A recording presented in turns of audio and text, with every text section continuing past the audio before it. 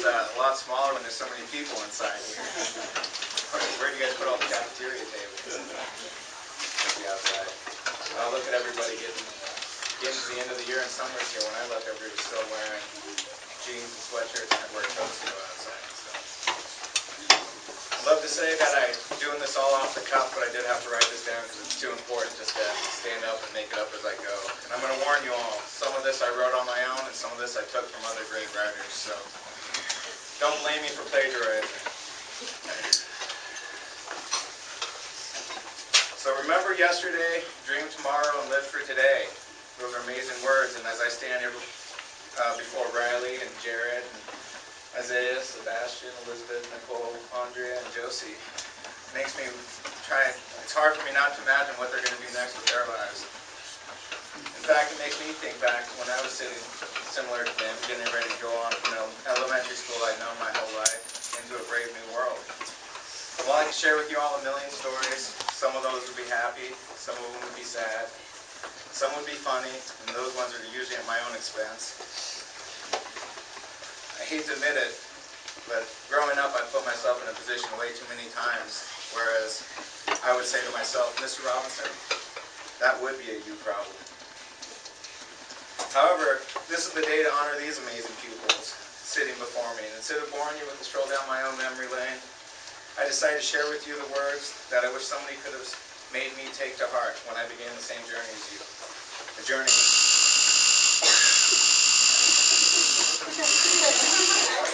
I missed that bell. It's a little jarring, lets you know it's time to get to class. So, as you start your journey towards adulthood, begin with, you don't have to be like everybody else.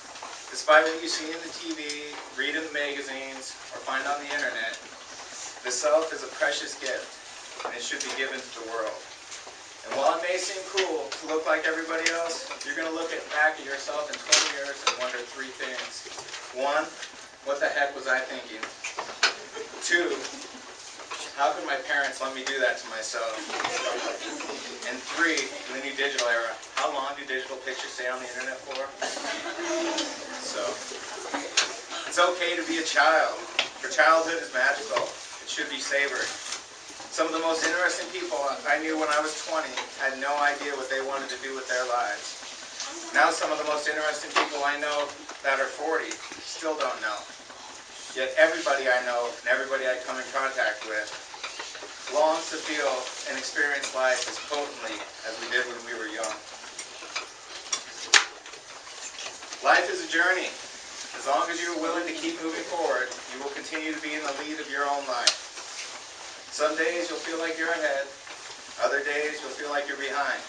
Just remember that this race is long, and in the end, it's with yourself. Take time to connect with your surroundings. While Facebook and texting may be an amazing way to communicate, they will never stimulate our brains or stir our emotions like the phenomena of enjoying a human connection. The world is a gift, and you need to experience it without a little black box to distract you. For we need the people we care about to surround us, and we need to take the time to surround ourselves with them. Time only moves in one direction. Live in the moment for at least 5 minutes every day, for we can never go back and experience our own lives again. We have our memories, but they'll never compare to the thrill of the moment. And throughout your life, you're going to feel happiness, love, sadness, fear, anger, and it's all in a repeating cycle.